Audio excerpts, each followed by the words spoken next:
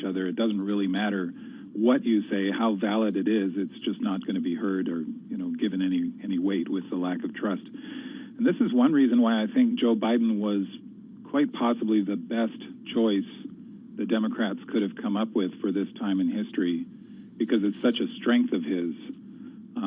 I wrote a short piece about this at spencercritchley.com just called A Good Man, because aside from his other qualifications, and I think he's actually one of the most highly qualified on paper presidents in our history, perhaps his most important quality is he's a thoroughly good person, as everybody who's been around him for any length of time knows and will tell you. And leadership is not about what you can impose on people. Ultimately, it's about what you can summon from them. And I think that we're already seeing, I don't think I'm dreaming, I think we're already starting to feel how different it's going to be when we have a leader who is summoning the best from us. Spencer, I don't know if you had a chance to listen to the president when he spoke just about a half hour ago. We took it live here on Bloomberg Radio, but a couple things stuck out to me from that. One is he started his remarks by talking about the people whose lives had been lost during this pandemic. That's not something that we heard frequently from the Trump administration. And the other part that I mentioned, too, is that he was really direct in terms of managing expectations to the American people, saying that we could lose 100,000 more lives here in the U.S. in the next month, which is a staggering figure. But it's a far cry from comments like this will be gone by Easter or we're turning a corner on the pandemic, when in fact we weren't turning a corner. So is Biden living up to the expectations in his first 24, 36 hours as president? Yes, I think you raised some really important points there. First of all, the power of vulnerability. Weak leaders often think that strength is the performance of strength, that it's about chest beating. And talking constantly about how smart you are and how strong you are and how brave you are. But anybody who's ever actually been around genuinely brave, strong people, Navy SEALs, Secret Service agents, the people who are the bravest among us, or, people who exposed themselves to beatings back in the 60s during civil rights demonstrations, is always struck by how quiet those people are. Mm-hmm. Because if you're genuinely strong, you don't need to boast about it. And being able to show vulnerability, paradoxically, is a way of building strength, because only if you're strong can you be open about your own vulnerability. And to share the grief of people and to share your own grief, to open up your heart that way, it's remarkable the number of times already we've seen Joe Biden tear up. Right. Well, there's empathy. And that's not weakness, that's strength. Yeah. Okay, but let's carry that over to Congress, where there's a lot of chest beating in different ways, I think you might say. What are your expectations, Spencer, that it carries over, that there's a collaboration, a community? We keep using the word community, that you wear a mask because you're concerned about your neighbor or the person next to you not getting COVID, right? You really have to think about your community. And when you don't wear a mask, you just don't care about your community. Right. And so what's going to be the community of Congress? Are we going to see where it's like, okay, let's figure out how do we move this country forward? Let's work together. Do we get there? Can we get there? Well, we don't have much reason to be optimistic, unfortunately, because it's been such a scorch-the-earth, zero-sum game, I would say, since the early 90s, really. I think, actually, Newt Gingrich introduced a lot of this to the way Congress works. He went to Washington on a mission to tear Congress down and rebuild it. I talk about this in my book, actually. He got the first part right. He tore it down, right, but he didn't do very well rebuilding it, and it's been torn down ever since. And part of what he did, and with support from his consultant, Frank Luntz, was introduce the vocabulary of demonization to refer to your opponent no longer as just mistaken or seriously mistaken, but evil, corrupt, depraved, un-American, radical socialist, communist, all of this stuff. That's where that all started. And, of course, it provokes the same behavior from the other side as often as not. And we can't function that way. The level of bad faith we've seen in Congress, and I, like many Republicans, would say we can't pretend this is a both sides issue. It actually has been worse on the right. There have been times when the Democratic Party has been much to answer for, has had much to answer for, when it used to coddle racists, for example. Plenty of blame to go around. There has been in the past, but we have to be clear-eyed that it's not always a both sides issue. Yeah. And McConnell has, what he does is legal and it's masterful, but does it really serve the public interest? I think really he represents the triumph of the Machiavellian theme that's been running through Western culture since the Renaissance. And, counterposing it has been a more sort of humanitarian theme that I think Biden represents. Well, so again, if we can reestablish a sense of shared values on basic human decency and the democratic values we all share, that's where we need to start. Are you optimistic that that can actually happen? I mean, here we are just over 2 weeks from when people died, when, this pro-Trump mob stormed the Capitol. And you had more than 140 members of Congress who refused to vote to certify the election or voted against certifying the election. I mean, are you optimistic that we can get this return to bipartisanship, a return to working together, moving away from demonization? Not soon at the level of Congress, which I think has become, too much of it has just become thoroughly corrupt. Much of the behavior we're seeing there is cynical.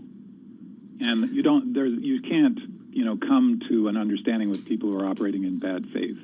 So we need to appeal to the better angels of the American people. Many Americans think they're serving righteousness, but have been led down the road towards, as bad as attacking the Capitol, committing an evil, basically, thinking they're serving righteousness. So those people have had the worst inside them appealed to and excited.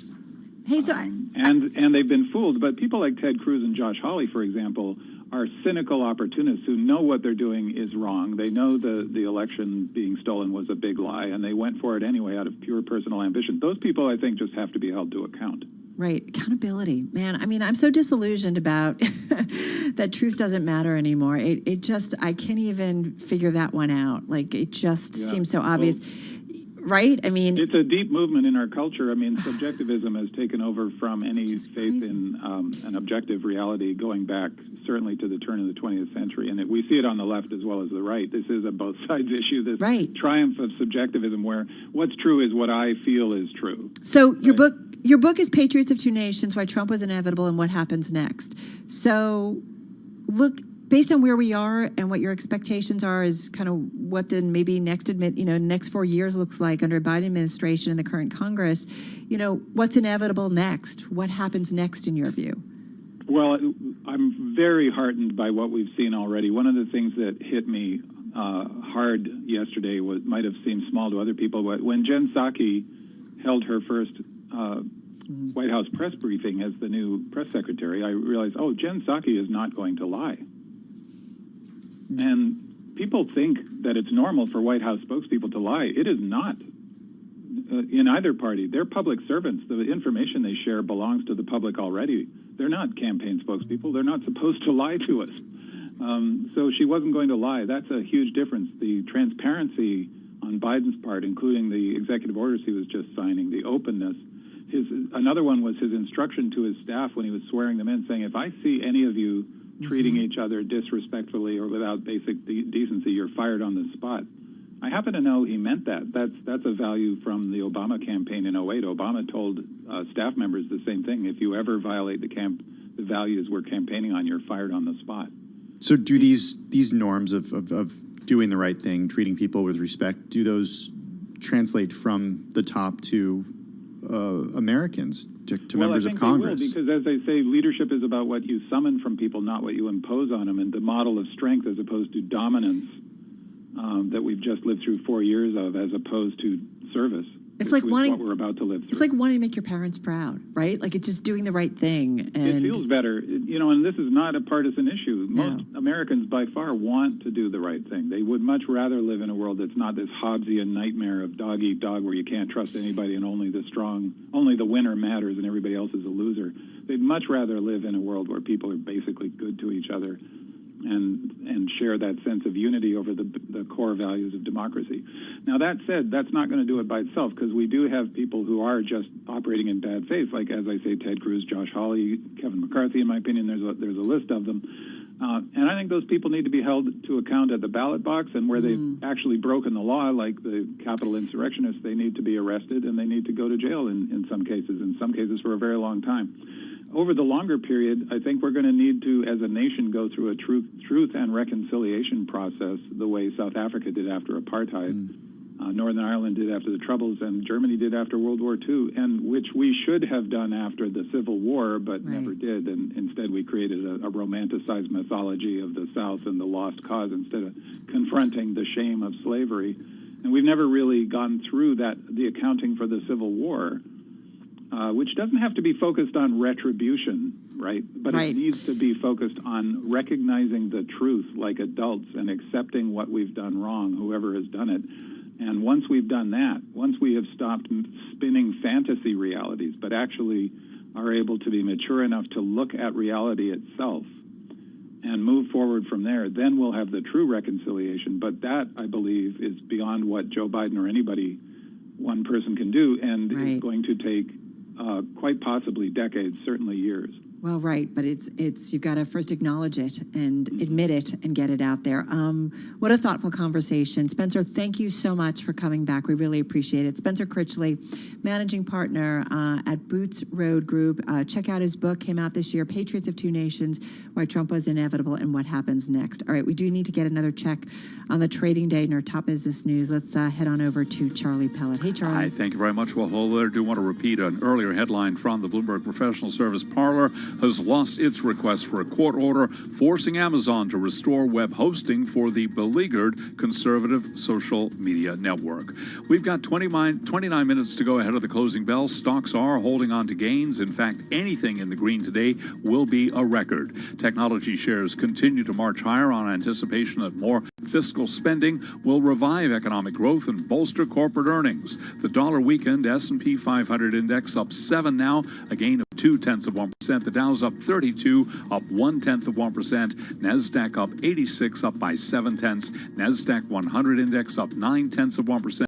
Russell 2000 is down 0.6%. Has been a choppy session, stock swinging between gains and losses, but again, less than 30 minutes to go ahead of the close. We do have stocks trading higher at records. 10-year down 7/30 seconds, 10-year yield 1.10%. Gold is down 0.1%. 18.69 the ounce, and West Texas Intermediate crude down 0.5%. 53.05 for a barrel of West Texas Intermediate crude. President Joe Biden today unveiled a national strategy to combat the coronavirus, saying the pandemic is likely to claim another 100,000 lives over roughly the next month. Eli Lilly's antibody therapy reduced nursing home residents' risk of symptomatic COVID-19 by as much as 80% when used preventively in a study. Lilly shares up right now by 0.9%. And as virus cases surge, the big challenge is actually getting vaccine into people's arms. Dr. Jason Farley is a nursing professor at Johns Hopkins Bloomberg School of Public Health. We're really thinking that this, the 100 million doses in 100 days is a laudable goal. It would help us move toward some sense of normalcy much faster. But it's an uphill battle, not only for the supplies, the vaccine availability, but also, public hesitancy against the vaccine. The Johns Hopkins Bloomberg School of Public Health is supported by Michael R. Bloomberg, founder of Bloomberg LP and Bloomberg Philanthropies. Checking some of the vaccine names today, Pfizer down 0.3%, BioNTech up 0.9%, AstraZeneca up 0.7%, Moderna up now by 6%. Recapping equities higher, S&P up 6, a gain of 0.2%. I'm Charlie Pellet. That is a Bloomberg Business Flash. Thank you, Charlie Pellet. This is Bloomberg. All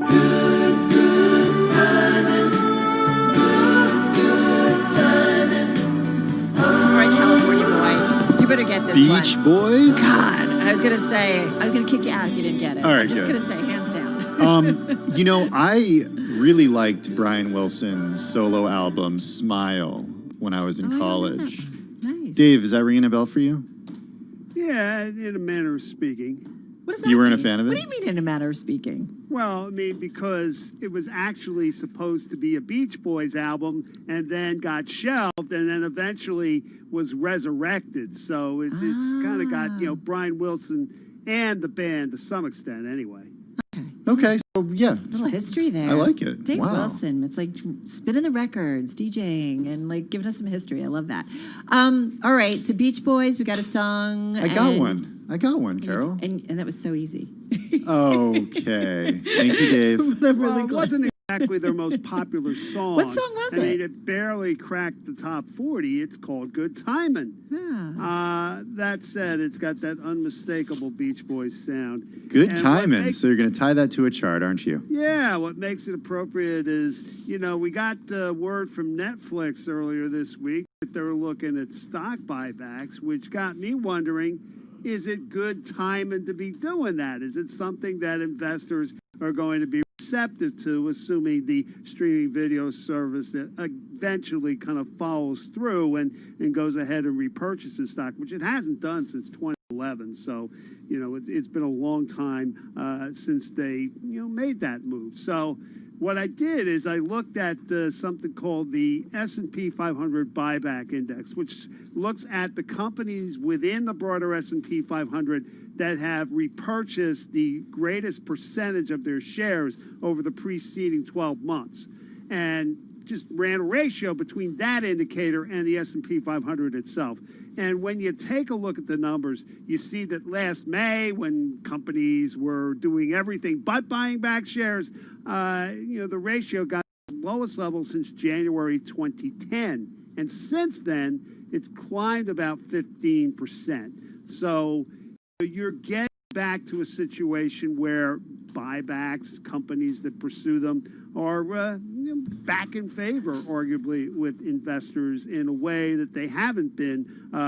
Actually, if you look at the chart, it's been several years. The ratio kind of flattened out and then really kind of took a dive at the beginning of last year when we had all the issues related to the pandemic. So, the situation's kind of turned. So you could say, yes, Netflix is using good timing in considering share repurchases. And if you want to know more, folks, send me an email. I'll get you the chart, the explanation that goes with it, and everything I do going forward. The email address is dwilson@bloomberg.net. That's dwilson@bloomberg.net. Yeah, listen. What were you going to say? I was going to say Dave Wilson, no relation to Brian Wilson, right?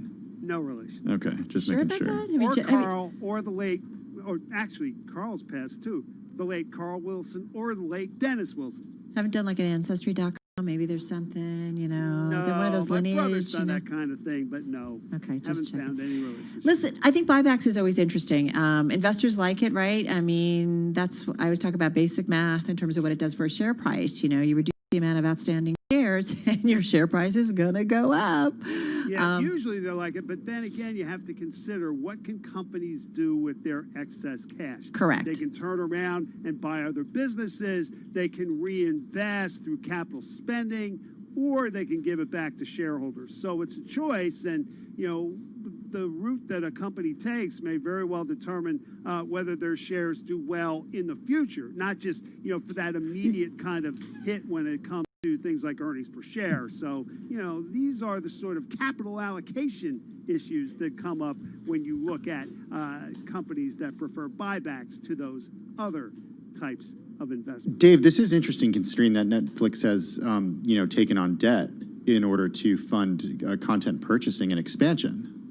Right, and they say they're going to keep, about $15 billion of debt on their books. Of course, the big news from Tuesday's earnings release is that they no longer see the need to get external financing. They don't need to go borrow more in order to finance all the movies and television shows and all that they're producing. So, that's the real change. That's why the issue of buybacks would even come up. Right, which is why people were so excited, and that's why we saw the stock shoot up.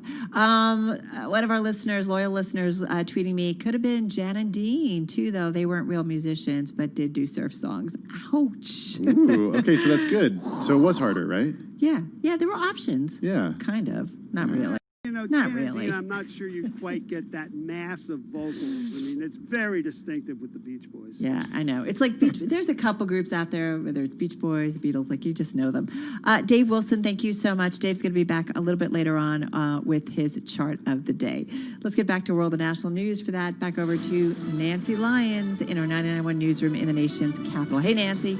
Hey, Carol. Right out of the gate, President Biden is unveiling a nearly 200-page pandemic plan and promising to be honest with the public. The death toll will likely top 500,000 next month. The cases will continue to mount. We didn't get into this mess overnight. It's going to take months for us to turn things around. He's also signed 10 executive orders to jumpstart his strategy.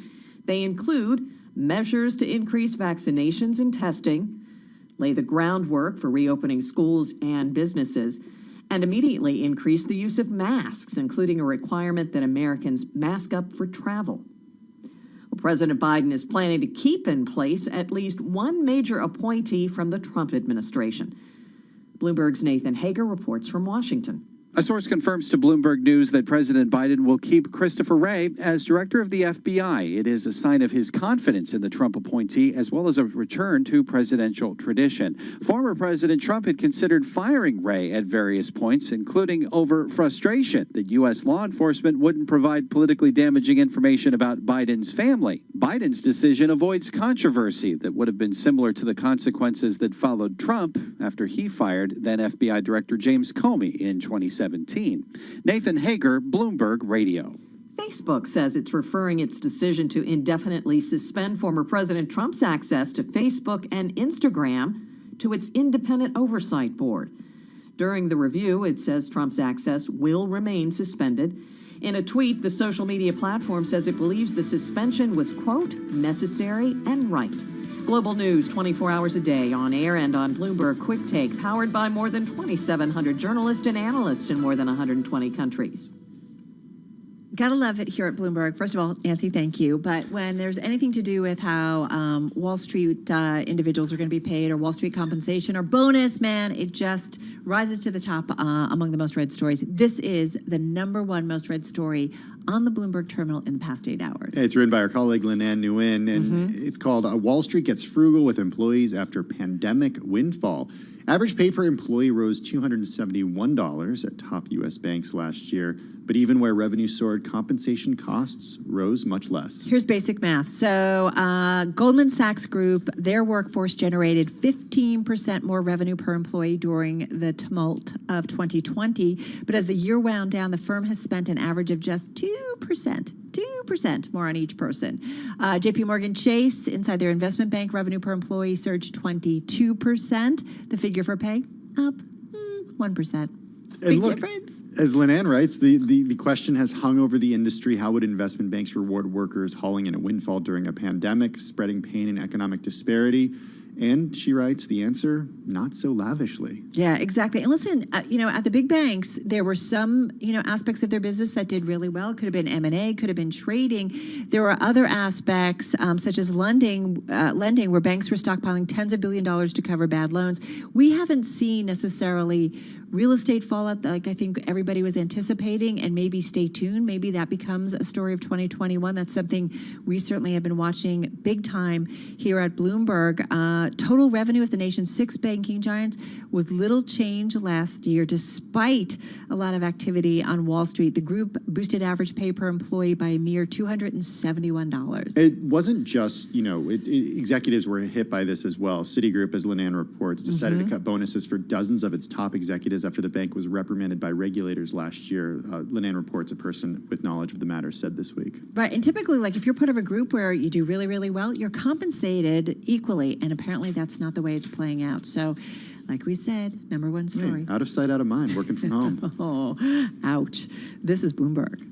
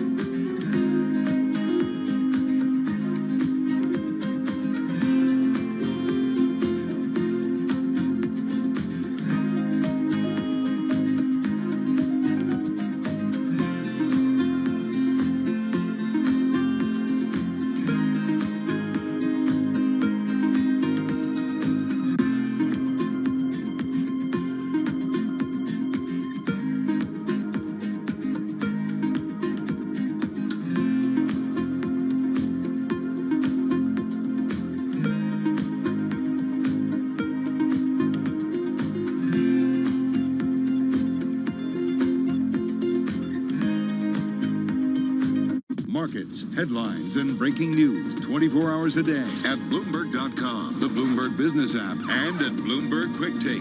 This is a Bloomberg Business Flash. From Bloomberg World Headquarters, I'm Charlie Pellet. 13 minutes to go ahead of the closing bell. We have got the Dow, the S&P, NASDAQ all advancing. Big question, will we see another day of records across the board? Let's head right over to the First Word breaking news desk for today's afternoon call. And here he is, Bill Maloney. And good afternoon, Charlie. That's right. U.S. stocks in the green today as the NASDAQ once again outperforms. Dow's currently up 59 points. S&P's gained 9. NASDAQ is higher by 100. The U.S. 10 yield at 1.1%. Gold is down 3. And it looks like Intel's reporting right now. It's supposed to be out after the close. $1.52. Estimate was $1.11.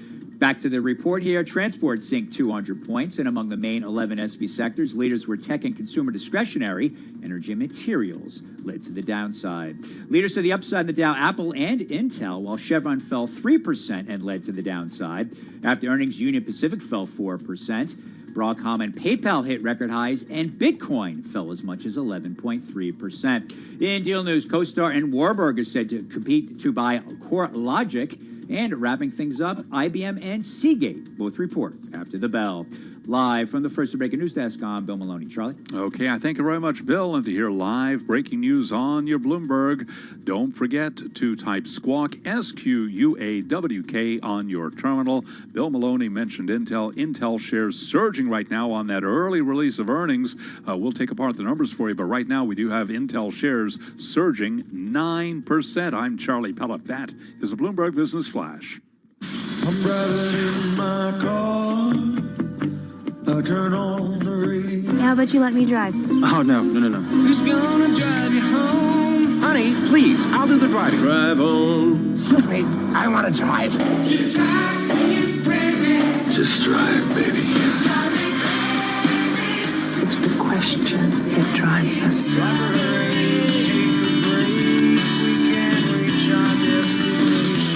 This is the Drive to the Close. That funky music will drive us till the dawn. On Bloomberg Radio. It is time for the drive to the close, and man, we all got a kind of kick in the pants there because Intel expected to cross after the closing bell. It came out just moments ago.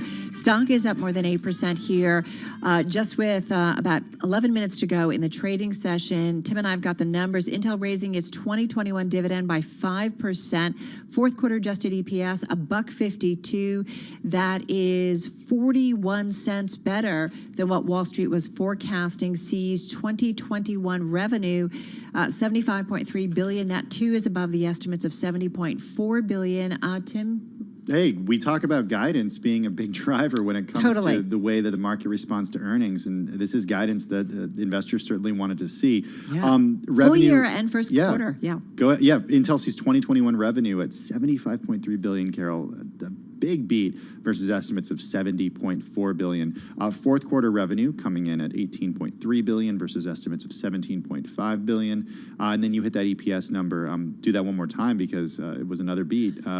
Adjusted EPS, I should say, $1.10 versus 95 cents. Yeah, so what's interesting is we're seeing beats certainly for the current fourth quarter and its outlook in terms of revenue numbers for the first quarter in 2021. Intel 2021 adjusted EPS forecast reported in error, so we just want to make sure that that's clear. Anyway, investors are reacting pretty strongly. Stock is up 7% as we speak. We know they've got a new CEO that came in, and there's been some changes and concerns about some of the strategy going forward. So certainly this is a stock that's on our radar.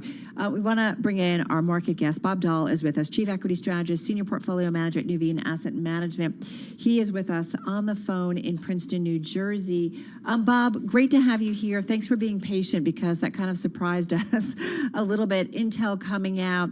Let's start there, though, with the earnings. We've heard from the big banks. We've heard from some big players. Netflix, that stock really took off today as a result of the earnings yesterday after the close.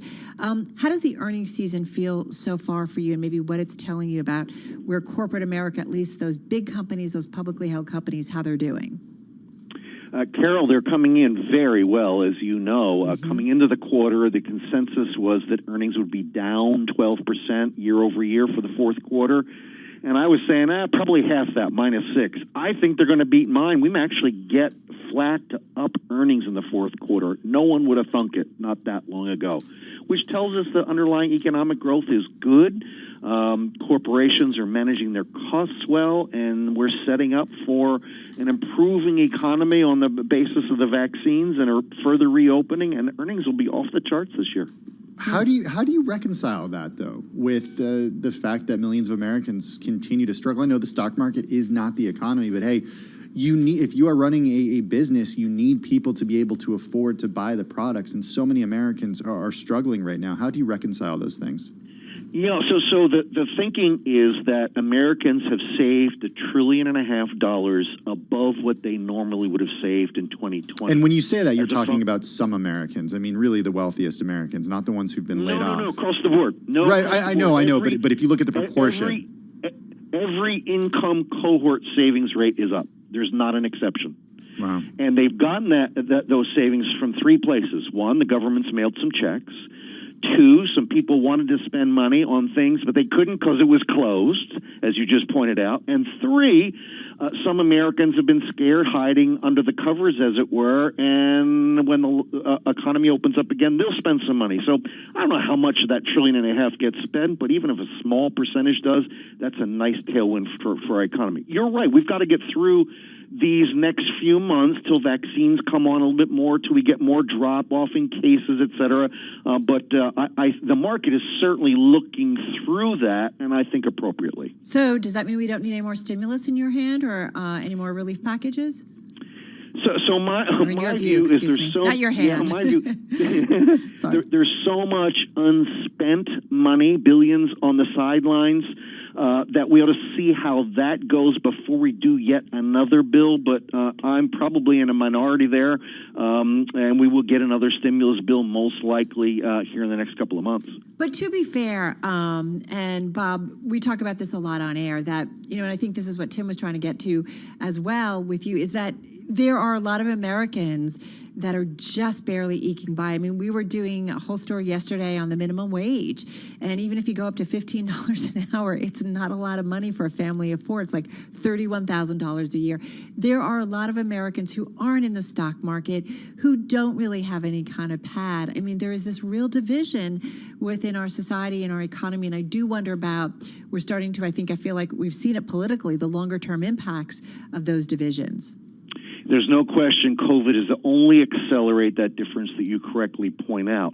So what I would like to see, if we're going to do a package, is let's get the money to the people who aren't working, they were laid off and their business is not back yet. Rather than giving it to a whole bunch of people, many of whom are working, let's target it to the people who really need it. I'd be in favor of that. Bob, I want to get to some of the predictions that you have for the year. Look, you have laid out 10 predictions that our producers got to us. I want to talk about number 8 that you have, U.S. federal debt rising to more than 100% of GDP, on its way to an all-time high. A lot of debate about whether or not people should actually care about those rising levels. What are your thoughts? You're absolutely right, Tim. The reason it hasn't mattered and people haven't appropriately cared is because interest rates have fallen faster than the debt has gone up. Therefore, interest expense as a percentage of our economy has dropped. And that's why it's not an issue. It will become an issue when debt is going up and interest rates are going up, and then we'll see that, if you will, double whammy. So there's no question we're borrowing from the future, but payday has not yet come. I got to ask you about the run-up that we see in stocks. And I mean, we can talk for hours about the disconnect between Wall Street and Main Street, which is an important issue to talk about. But I want to talk about at the run-up, where it feels like doesn't matter what's going on. Here we are in a global pandemic, and it's really bad. Are we okay? Yeah. Oh, you know what? Forgive. Oh God, I apologize, Bob. We're actually. We run out. Yes. It's been a little bit of a crazy day. Time flies when you're having fun. All right, we got to run. Bob, we're going to get you back soon. Bob Dahl over at Nuveen. We've got the closing bell in just a moment. This is Bloomberg.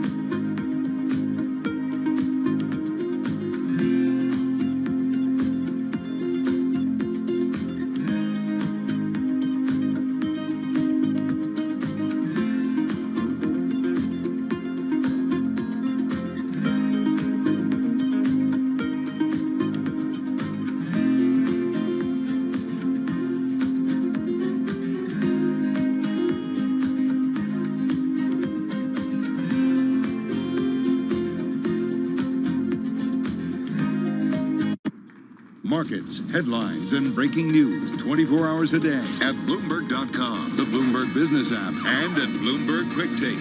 This is a Bloomberg Business Flash. From Bloomberg World headquarters, I'm Charlie Pellet. Another day of records on Wall Street. The Dow, the S&P, NASDAQ, all climbing to new highs. Folks from Hims and Hers Health ringing that closing bell. Let's get right to Intel. Intel shares rallying today. Again, early release there. We saw Intel up by 6.46%.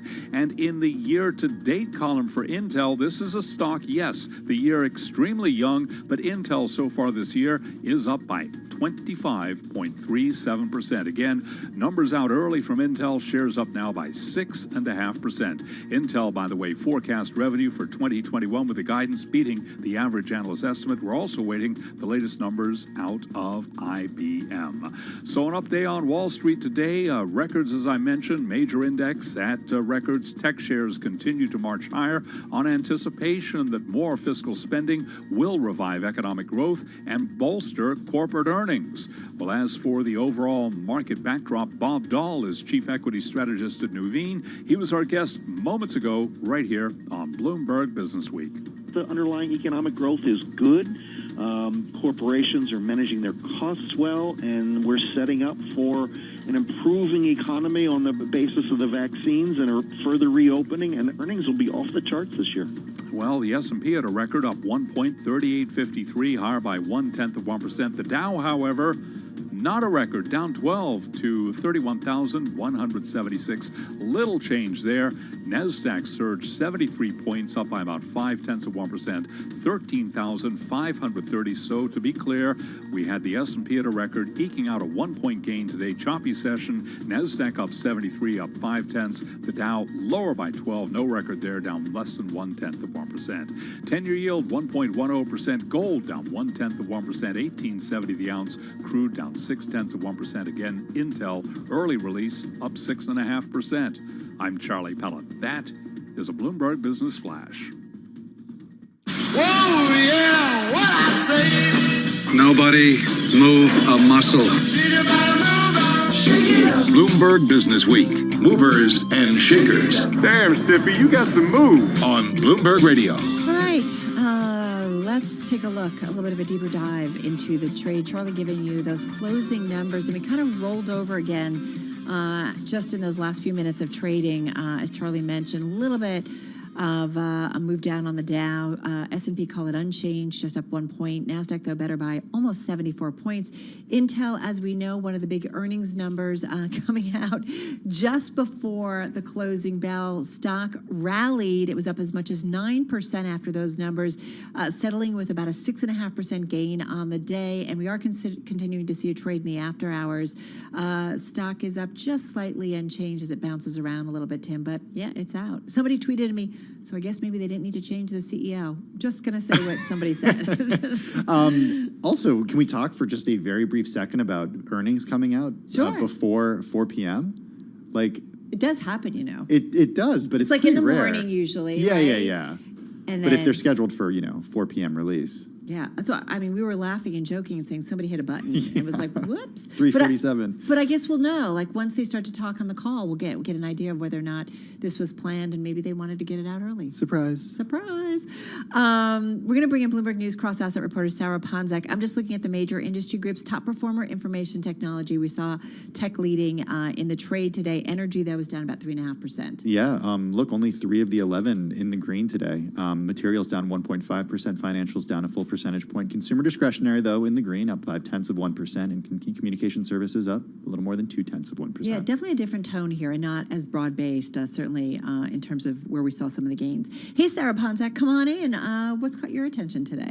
It was a different tone today, and again, catching my attention was the fact that we continue to see mega cap tech really regain its footing after the very strong Netflix report that we had the other day. Today, you look at Apple, for example, up 3.7%, Amazon up 1.3%, and if we actually compare... Hey, Sarah, hang on a second. We do have to head to the White House. Dr. Anthony Fauci getting ready to give a virus update. Let's take you there. The status of where we are, and then maybe addressing some of the things that I know are on people's minds. So, first of all, obviously, we are still in a very serious situation. I mean, to have over 400,000 deaths is something that, you know, is unfortunately historic in the very bad sense. When you look at the number of new infections that we have, it's still at a very, very high rate. Hospitalizations are up. There are certain areas of the country, as I think you're all familiar with, which are really stressed from the standpoint of beds, from the standpoint of the stress on the healthcare system. However, when you look more recently at the 7-day average of cases, remember we were going between 300,000 and 400,000 and 200,000 and 300,000. Right now it looks like it might actually be plateauing in the sense of turning around. Now, there's good news in that, but you have to be careful that we may not be seeing perhaps an artifact of a slowing down following the holidays. So when we see that, we think it's real. But one of the things, and it's interesting, I'm sort of getting a deja vu standing up here because I said something like this almost a little bit less than a year ago when we were talking about the acceleration of cases in the late winter, early spring of 2020 when we were having New York City metropolitan area being the epicenter of what was going on, that there are always lags, so please be aware of that when you have cases and then a couple of weeks later you see it represented in hospitalizations, intensive care, and then a couple of weeks later in deaths. So you have almost a paradoxical curves where you see something plateauing and maybe coming down at the same time as hospitalizations and deaths might actually be going up. So this is something that I just put on your radar screen. It is not an unusual thing to see that sort of thing. The other point I want to make is one that we're getting asked a lot regarding questions. That is, what is it about these mutants that you're hearing about? The mutants in the UK, which we know are in about 20 plus states, the mutants that we're seeing in South Africa and in Brazil. First of all, we need to understand that RNA viruses like coronaviruses mutate all the time. Most of the mutations don't have any physiological relevance with regard to the function of the virus itself. However, every once in a while, you get mutations, either singly or clustered in combinations, which do have an impact. So what have we learned thus far? And I want to emphasize thus far because we're paying very, very careful attention to this, and we take it very seriously. At least from the experience that our colleagues in the UK have had, the one that is in the UK appears to have a greater degree of transmissibility, about twice as much as what we call the wild type original virus. The one that is in South Africa is a bit different, and I'll get to that in a second. So it does look like it increases the transmissibility. They say correctly, on a one-to-one basis, it doesn't seem to make the virus more virulent or have a greater chance of making you seriously ill or killing you. However, we shouldn't be lulled into complacency about that, because if you have a virus that is more transmissible, you're going to get more cases. When you get more cases, you're going to get more hospitalizations. And when you get more hospitalizations, you're ultimately going to get more deaths. So even though the virus on a one-to-one basis isn't more serious, the phenomenon of a more transmissible virus is something that you take seriously. The next thing is, does it change enough to interfere with the efficacy of a whole group of monoclonal antibodies that many of you are aware of? The monoclonal antibodies that are being used for treatment in some cases and prevention. Since monoclonal antibodies bind to a very specific part of the virus, when there's a mutation there, it has much greater a chance of obliterating the efficacy of a monoclonal antibody. And we're seeing in the much more concerning mutations that are in South Africa and in some respects Brazil, which is similar to South Africa, that it is having an effect on the monoclonal antibodies. The real question that people are quite clearly interested in is, what is the impact on the vaccine? And so far, literally, we have this new phenomenon that are preprint journals where people get data and they put it into a preprint server where it hasn't yet been peer reviewed. But you have to pay attention to it because it gives you good information quickly. Ultimately, it gets confirmed. And we're seeing them coming out over the last few days. And what they're saying is that what we likely will be seeing is a diminution, more South Africa than UK. UK is that diminution in what would be the efficacy of the vaccine-induced antibodies. Now, that does not mean that the vaccines will not be effective, and let me explain why. There's a thing called a cushion effect. So if you have a vaccine like the Moderna and the Pfizer vaccine that can suppress the virus at a dilution, let's say, of 1 to 1,000, and the mutant influences it by bringing it down to maybe 1 to 800 or something like that, you're still well above the line of not being effective. So there's that cushion that even though it's diminished somewhat, it still is effective. That's what we're seeing, both certainly with the UK, which is very minimal effect. We're following very carefully the one in South Africa, which is a little bit more concerning, but nonetheless not something that we don't think that we can handle. What is the message? Because someone could say, now wait a minute, if you have the possibility that the vaccines are diminishing in their impact, why are we vaccinating people? No. It is all the more reason why we should be vaccinating as many people as you possibly can. Because as long as the virus is out there replicating, viruses don't mutate unless they replicate. And if you can suppress that by a very good vaccine campaign, then you could actually avoid this deleterious effect that you might get from the mutations. Bottom line, we're paying very close attention to it. There are alternative plans. If we ever have to modify the vaccine, that is not something that is a very onerous thing. We can do that given the platforms we have. But right now, from the reports we have, literally as of today, it appears that the vaccines will still be effective against them. With the caveat in mind, you want to pay close attention to it. So, Jen, why don't I just stop there and then maybe just answer some questions on anything else that I said. So, yeah. How helpful would it have been if Amazon got involved with the federal response to COVID-19 before Biden took office? And do you know about any plans or discussions ahead of yesterday? No, I don't think I could answer that question. I'd be waving my hands about that, sorry. But, you know, one of the new things in this administration is if you don't know the answer, don't guess. Just say you don't know the answer. Yeah.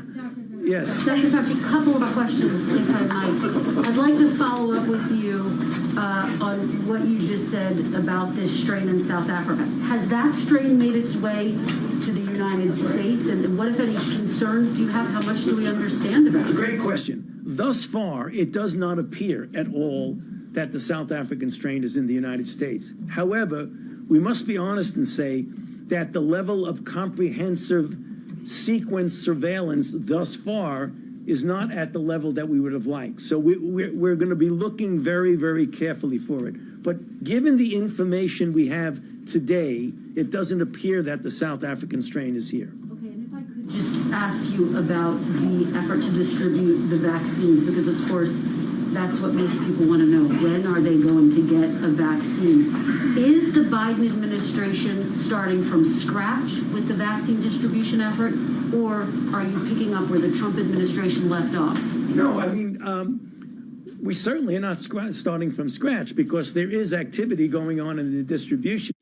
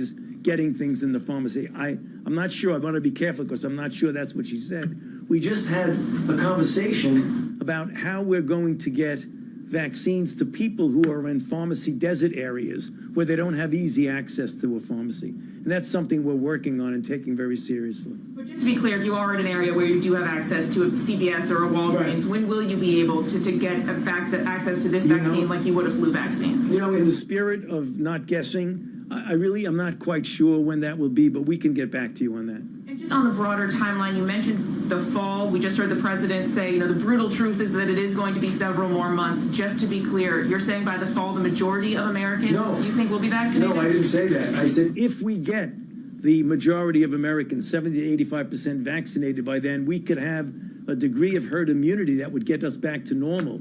The concern I have, and something we're working on, is getting people who have vaccine hesitancy who don't want to get vaccinated, because many people are skeptical about that. So we really need to do a lot of good outreach for that. I mean, I don't know what the best case scenario for me is that we'd get 85% of the people vaccinated by the end of the summer. If we do, then by the time we get to the fall, I think we can approach a degree of normality. On the mutations that you were talking about, a question about how exactly they increase transmissibility. Does it take less exposure time to get it? No, what it is that you can do in vitro in a test tube setting, binding an affinity to the receptors, which you have in your nose, in your lung, and in your GI tract.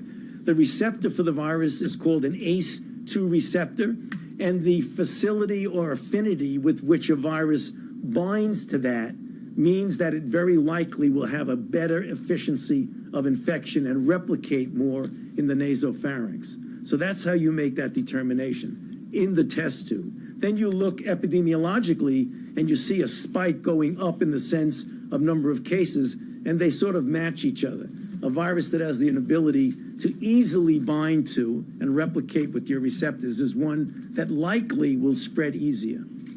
Mean that you'd have more viral load? You could, yes. In fact, it would mean, because if it binds more easily, it could replicate in the nasopharynx more easily, and it is likely that you would have a higher viral load. Make masks less effective in that case? No, it makes it the reason why you absolutely should be wearing a mask. It doesn't necessarily make it less effective. If you properly wear a mask, then you'll be okay. On the UK strain, do you have any data on how widespread that strain is in the United States? Well, I think it's in at least 20 states that people have mentioned exactly. The real question that's going to be asked, is it going to become the dominant strain, or will the strains we already have prevent it from flourishing and being the more dominant strain? But it is here for sure.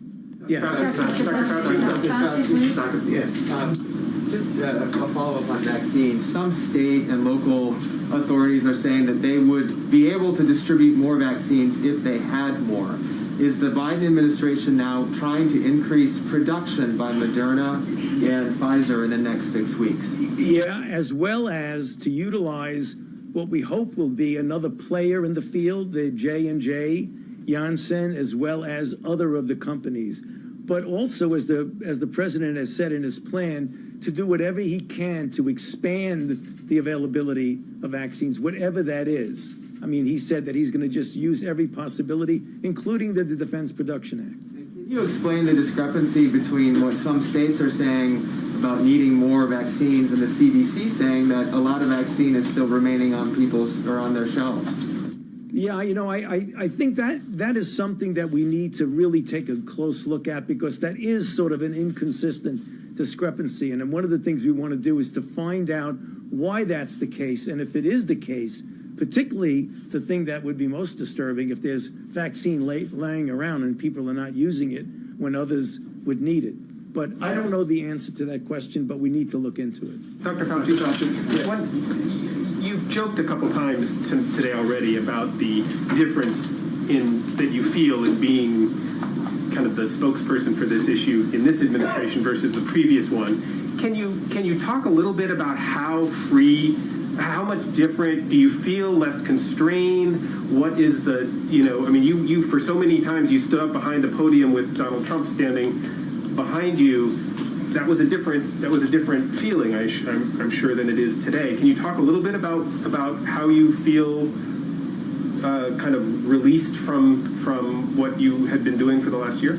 Yeah, but you said I was joking about it. I was very serious about it. I wasn't joking.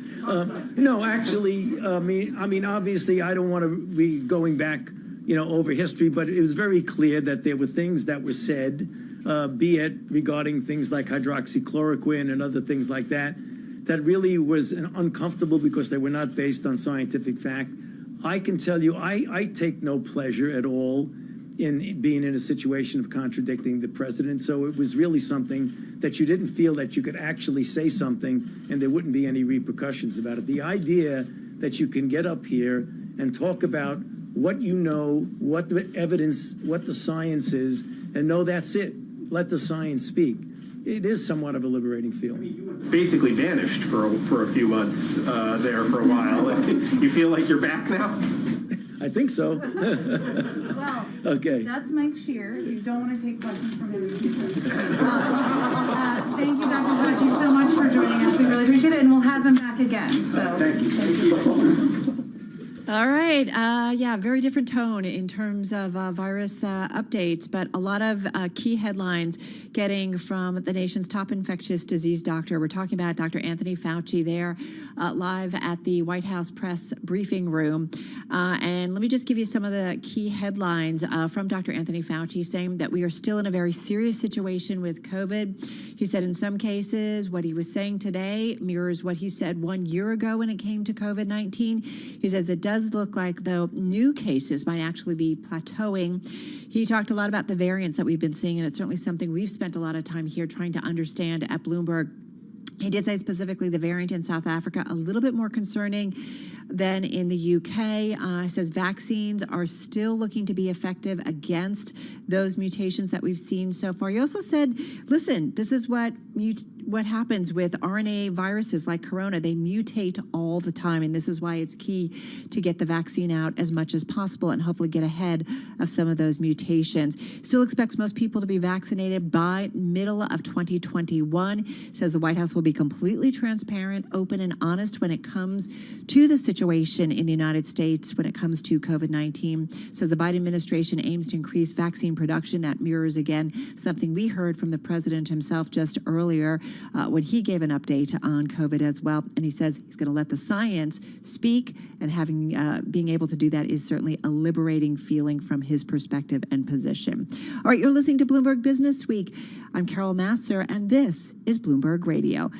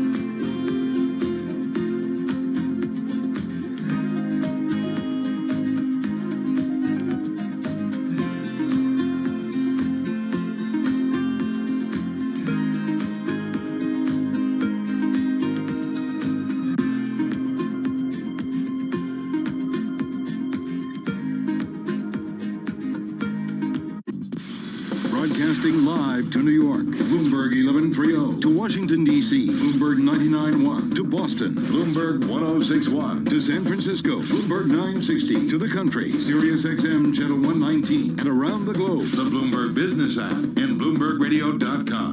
This is Bloomberg Business Week. Yeah, you're listening to Bloomberg Business Week on what's been a little bit of a wacky day, no doubt about it. And this is an interview we've been trying to get to you, but with all the news flow over the last few days, it's been a little tricky, but we're looking forward to checking in with the chairman, CEO, and co-founder of Twilio, Jeff Lawson. He's got a new book out. It's called Ask Your Developer. So we've got a lot to get to with him, and we'll bring him in just a moment. First up, though, back to your top business stories, some of the news after the close. Here is Charlie Bellet. Hi, thank you very much, Carol Mess. We're going to begin with news before the close, because speaking of wacky, we got the Intel numbers out roughly 10 minutes ahead of the closing bell. Obviously, that number's scheduled to be released after the closing bell, but came in early. Intel, though, did deliver an upbeat forecast for the current quarter on continued demand for PCs that enable you and me to work and study from home. Stock jumped up now by about 5.5%. Again, highly unusual to have a report released during trading. Had been scheduled for release after the bell. The world's largest chip maker, by the way, did share no new details about its manufacturing plans. IBM, after the bell, reporting quarterly revenue that missed analyst estimates, signaling Chief Executive Officer Arvind Krishna's plan to shed legacy businesses and focus on cloud services will take more time to bear fruit. IBM shares lower by 6%. Stocks managed to eke out a gain today to close at a record, at least for the NASDAQ Composite Index and S&P. Tech shares lifted the major indexes on anticipation that more fiscal spending will revive economic growth and bolster corporate earnings. Right to the numbers, S&P up 1 point, little change there. The Dow down 12, down by about 0.1%. NASDAQ surged 73, up by 0.5%. 10-year down 8/32, 10-year yield 1.10%. Gold down 0.1%, 18.69 the ounce. West Texas Intermediate crude down 0.5%, 53.05 a barrel. An industry association says federal standards are needed to verify the validity of tests and vaccines needed for COVID-19 health passes. Airlines for America's members do include American Airlines and Delta. Checking some of the airline names today, for the most part, absolutely a down day here after earnings. UAL down 5.7%, American down 2.1%, Delta down 2.3%, Southwest rounding out the big four down 0.9%. Recapping, mixed Thursday, S&P up a point, little changed. I'm Charlie Pellet. That is a Bloomberg Business Flash. Got it, Charlie. Thank you so much. Well, the current issue of Bloomberg Business Week magazine, it's just on newsstands, online, and on the Bloomberg. It's all about the year ahead. The comprehensive coverage includes a list of the 50 companies to watch. On that list, Twilio. It's a company, it's a stock that was one of the last year's high flyers, up 244% in 2020, amid a time of robust demand for its communication software. Joining us right now to talk about the company and also about his new book is Jeff Lawson, who is chairman, CEO, and co-founder of Twilio. His new book, Ask Your Developer, How to Harness the Power of Software Developers and Win in the 21st Century. Jeff joins us on the phone in San Francisco. It's taken a week to finally get you here, and we appreciate your patience because we've had a lot of news breaking that is often preempted stuff. Just nice to have you back with us. How are you, and congratulations on the book. Thank you, Carol. It is great to join you today, and doing well as people do during a pandemic, but really excited to get this book out there because I started writing this book about the power of software developers and of innovation and the power that software is playing in so many businesses and so many industries. Started writing this book actually, before COVID, and I think the last year has just shown even more so how important digital innovation, digital communications, but agility essentially in business is when factors outside of our control are changing constantly. Well, I think that is spot on. And I want to dig into the book specifically, but I do want to ask you about this past year. Like some companies, your business, Twilio, benefited as we were all working from home, and companies needed more than ever before really to communicate with their customers, and they needed your infrastructure software. What was the year like for you? How would you sum it up? And when did you all of a sudden see that it was going to turn out to be a strong year for you financially? Well, Twilio's product, we are a platform that enables companies who are building things in software to be able to communicate digitally using digital communication channels like voice, text messaging, chat, video, email, and more. And so, what we have always provided to the world, even before COVID, was first digital customer engagement, the ability to connect people together using digital technologies. Number two, software agility, because we enable software developers to build communications into all the apps and experiences that we have every day. And third is cloud scale. When somebody builds something on Twilio, it just works everywhere in the world. It works at any scale. You don't have to worry about racking and stacking servers and all this kind of stuff. And that's why many of the best companies in the world have been using Twilio to build these amazing customer experiences, like Uber and Lyft and Shopify and amazing companies that are leading the edge. But now, which are the companies we know about, right, as consumers, but we don't understand kind of how it all works or how it gets to us. Exactly. Twilio's behind the scenes. If you think about those three things that I just mentioned, like digital engagement, cloud scale, and software agility, well, the world needed those even more in 2020 because as we had to reconfigure our world to get rid of human-to-human, face-to-face interactions, replace them with digital equivalents, and we needed to refactor the whole world in real time with these changing conditions. Well, the things that Twilio brought to our customers was incredibly valuable. Were you surprised, though, at how strong the demand ultimately and how it played out for you guys? Not really. Okay. I had an early sense, I'll tell you, that when the pandemic began in early to mid-March of last year, we saw a really quick influx of customers all realizing that they needed to build. They were saying, it's time to build. Like, we've never dealt with a global pandemic before. We need to reinvent our customer experience. We need to do contactless delivery. We need to accelerate our online ordering abilities. We need to see patients remotely for telehealth. Like, there were all these use cases coming to prominence that in the course of a week, so many customers reaching out and saying, our roadmap has changed, our priorities all just changed, and Twilio is going to be a big part of how we're going to respond to the pandemic. And so I think we got a pretty early view into the importance of it. That's why we leaned in. We said, we're here to serve our customers during this time, to make them successful through the pandemic and build even tighter customer relationships during this period of time that's going to be so stressful for our customers and for the world. Jeff, I want to talk more about the book. I've just got about 40 seconds, so I do want to ask you, what does 2021 look like for you guys in terms and what kind of visibility? And just quickly, if you could, and then we'll come back and talk more. Well, we see 2020 as having been an acceleration of the trends that have long gone on, of the world moving to digital, of every industry becoming a software industry, and every company having to really up their digital game. And 2020, the pandemic, accelerated those plans. Oftentimes in companies, by 6 years, their roadmaps got accelerated. But 2021 is going to be no different. That acceleration is a one-way path. And every industry and every company who expects to win in this digital economy is going to have to keep up the pace of invention and agility and using software to serve their customers. And so I think we're going to continue to help companies unlock these amazing digital experiences. Yeah, genie out of the bottle when it comes to, I think, that, right, in terms of how businesses are digitizing their world and expediting it, if anything. Hey, Jeff, sit tight for a second, and we'll talk a lot more about the book when we come back. Jeff Lawson, CEO, co-founder of Twilio, with us from San Francisco. Right now, though, another check on world and national news. Over to Nancy Lyons we go in D.C. Hey, Nance. Hey, Carol. President Biden says we could see 500,000 coronavirus deaths by next month. But he's promising help is on the way. He's released a 198-page plan for tackling the pandemic. Our national strategy is comprehensive. It's based on science, not politics. It's based on truth, not denial. And it's detailed. You can review this entire plan by going to whitehouse.gov. He's hoping FEMA will be able to set up 100 vaccination centers in the next month in order to get more shots into arms. Democrats are now in control of Congress, and at the top of their agenda, former President Trump's second impeachment trial in the Senate. Some Republicans have said impeaching a former president will further divide the country. But in a news conference today at the Capitol, House Speaker Nancy Pelosi said that Trump incited a deadly insurrection and must be held accountable. You don't say to a president, do whatever you want in the last months of your administration.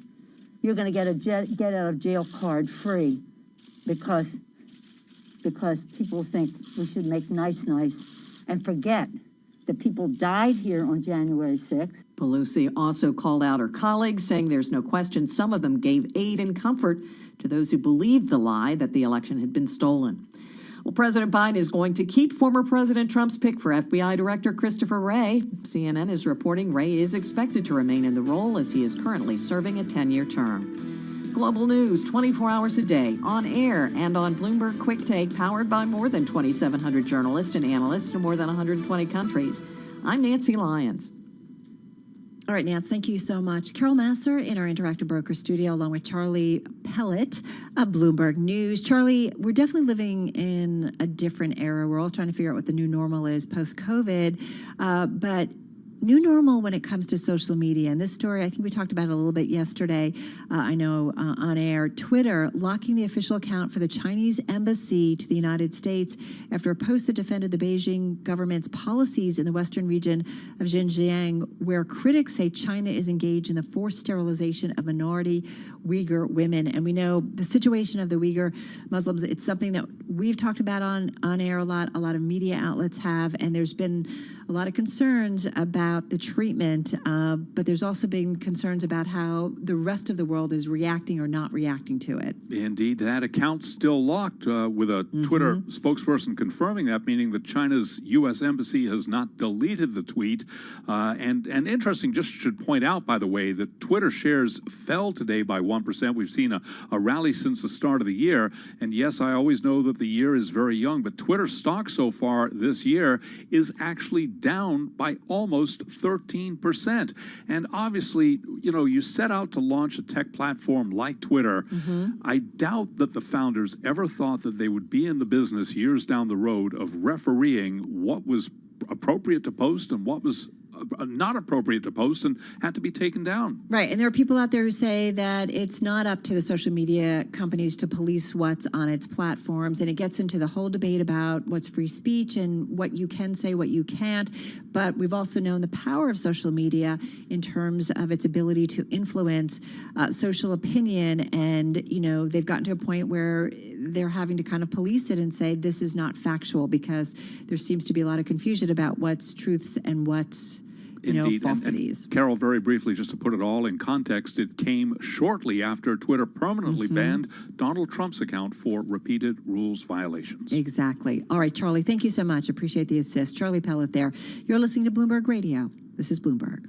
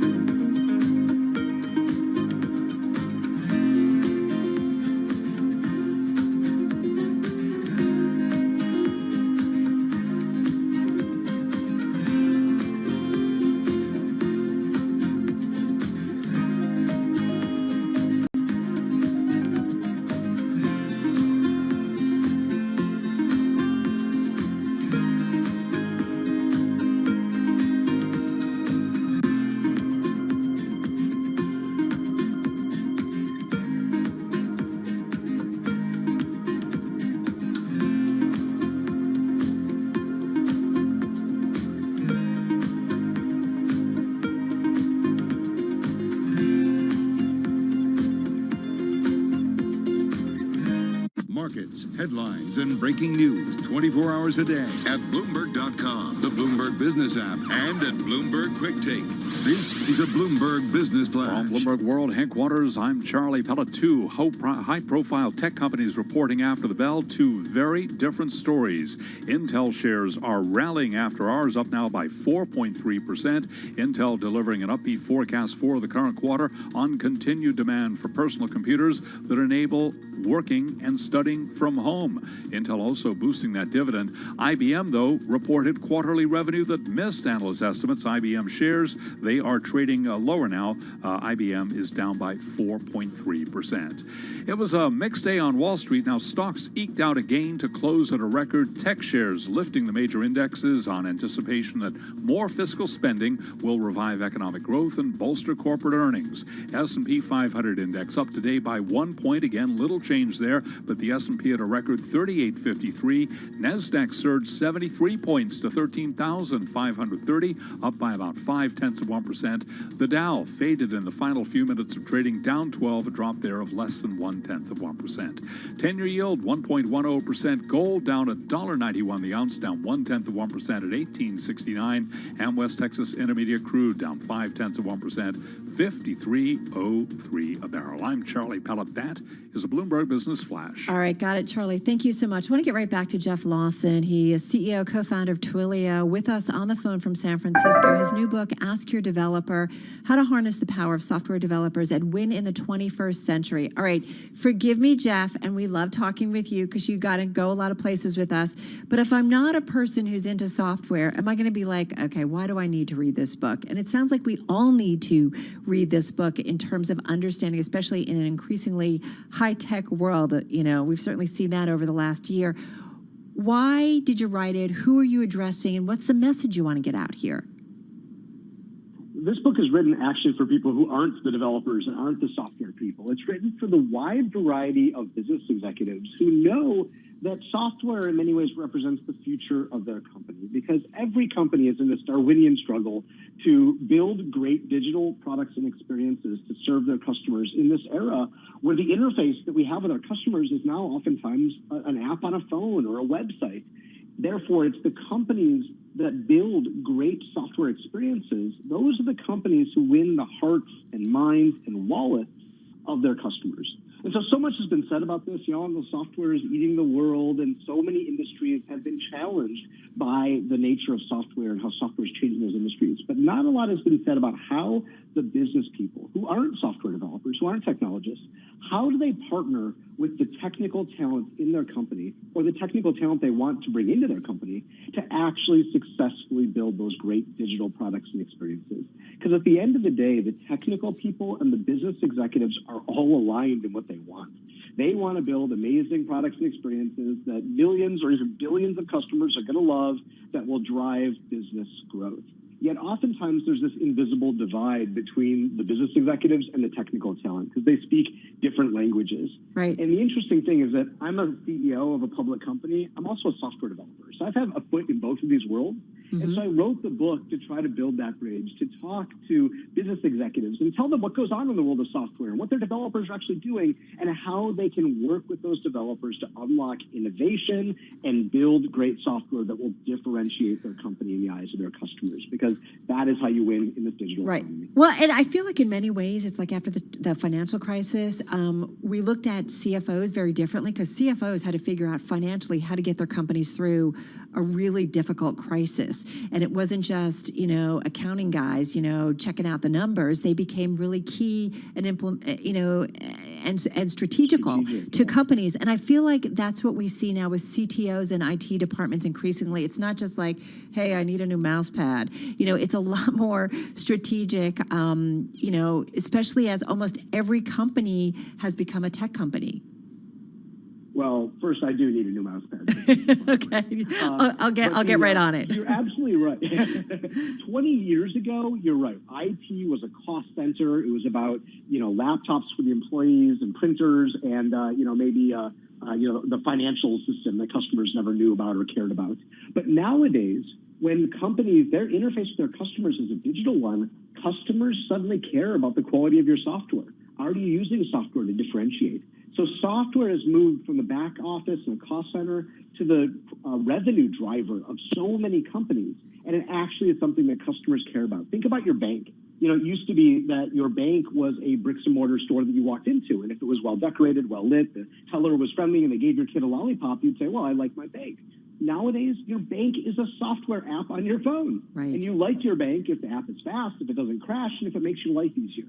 And the act of achieving those things is really the act of companies listening to their customers and answering the problems that their customers need solved with all that software. And that's fundamentally an act of building. And that's why so many Silicon Valley companies who oftentimes hire developers as the first thing they do, that's why they end up challenging so many different industries. But every company is starting to adopt that methodology if they want to compete and win in this era. And that's what this book is really about. It's a playbook for how to do that. Well, and your customer lineup, whether it's Uber, WhatsApp, whether it's Lyft, whether it's Nordstrom, whether it's Nike, I mean, you really kind of look into so many different areas of the corporate world based on what you're seeing from some of your customers and where they're spending money. What does it tell you maybe about our environment, our broader market environment?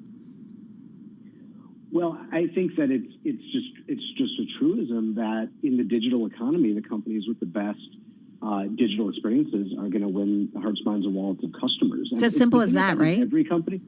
Yeah, and I look at, you know, it's not just about the startups, and it's not just about certain companies. It's really every company. In the book, I talk about the story about Domino's Pizza, actually, which has been a huge, like, look at their stock price over the last decade. It's an amazing story of a company that transformed from a pizza company to a technology company. And it all started with the CEO. Patrick Doyle, about a decade ago, realized that he needed to transform Domino's into a technology company, lest he be disrupted by all the food delivery services.